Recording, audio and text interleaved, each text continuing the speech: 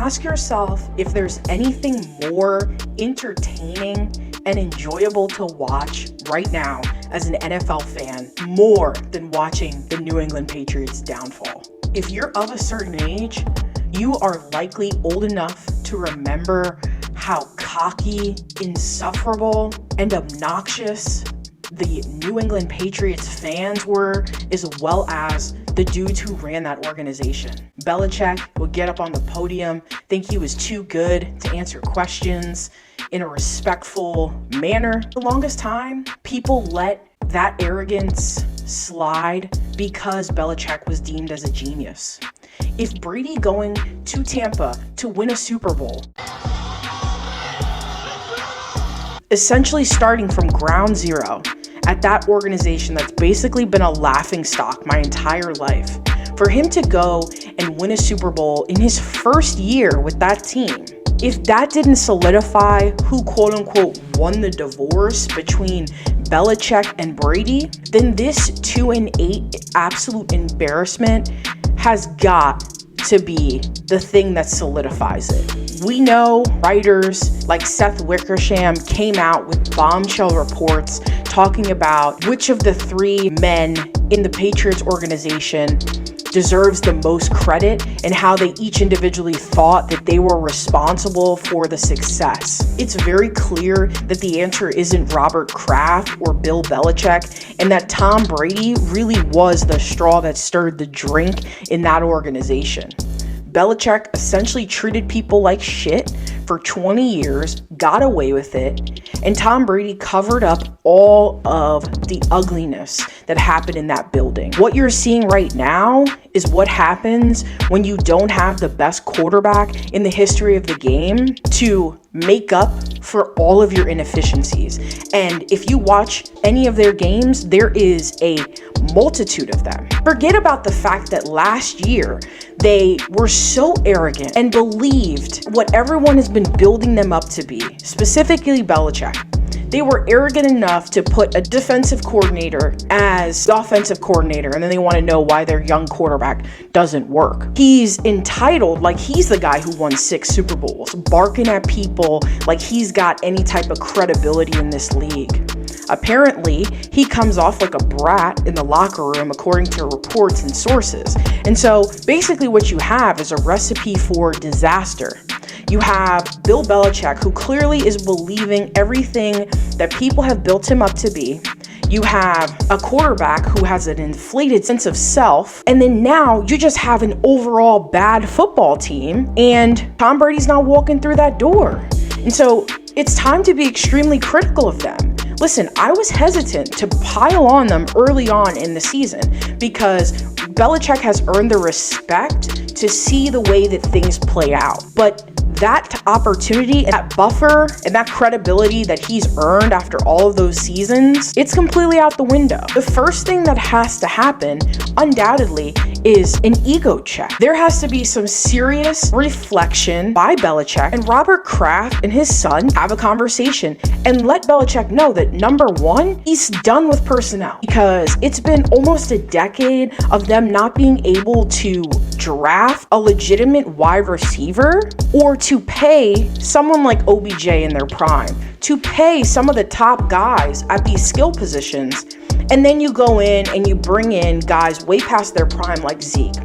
If the Cowboys let a superstar walk out the door and you decide to pick him up on his way out, that is saying a whole lot about what your organization is. They need a massive reevaluation of who they are, what they need to be in order to move forward.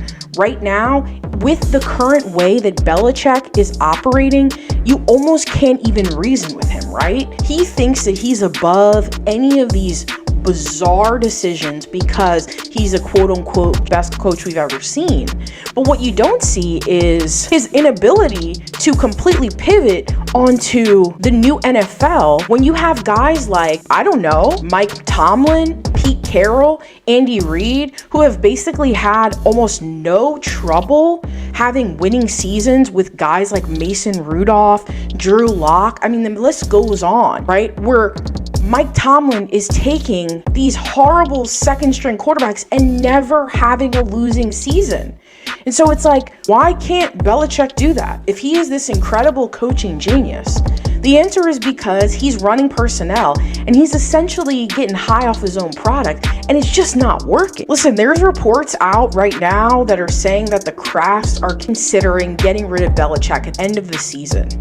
Listen, I don't believe that until I see it, because right now, if they haven't stepped in, told them we're making a directional change, if they didn't do that by the trade deadline and say we need to get some real players in here, to make a run at it, during the trade deadline, it was early enough for them to make a couple of moves or to be sellers and not try to be contenders. There's just almost no self-awareness here whatsoever, and it's driving me nuts. I mean, this team was so unbearable for so many years. The only thing ESPN talked about, all of the cheating allegations, all of the Patriot way rhetoric. I mean, this shit has blown up into flames a lot quicker than I ever thought it would have, and people need to give Tom Brady his flowers.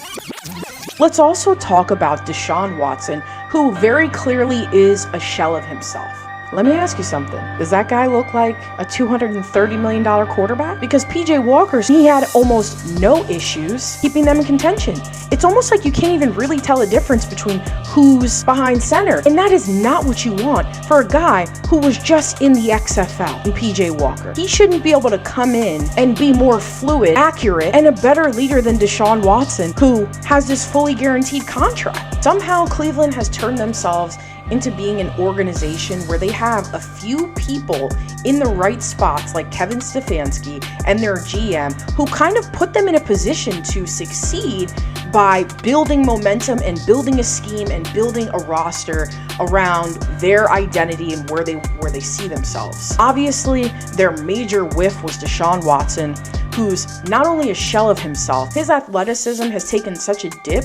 It reminds me of Russell Wilson last year, where he is running so flat. His escapism almost isn't there, and when he does run, it's almost like he's running in slow motion and he's an indecisive runner, which has never been the case for Deshaun. His throws are inaccurate and have very little anticipation. Regardless if they won the game yesterday, what you're seeing from Deshaun Watson after 10 weeks isn't a guy who's rebounded from being off. I thought by this point, even let's say 6 weeks into the season, that this guy would have figured out his rhythm and understand where he needs to fit himself into this offense. I mean, he has an offensive coach and one of the better rosters in the NFL, but he seems to be kind of the like Debbie Downer on the team.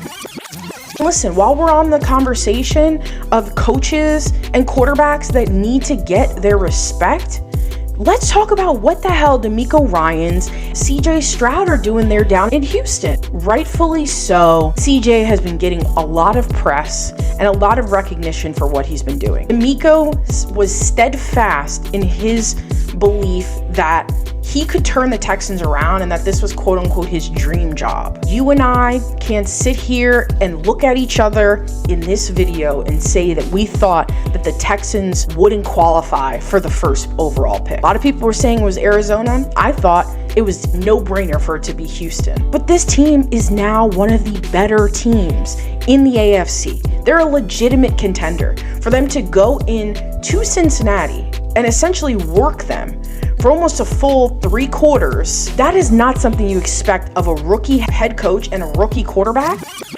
As always, appreciate you stopping by.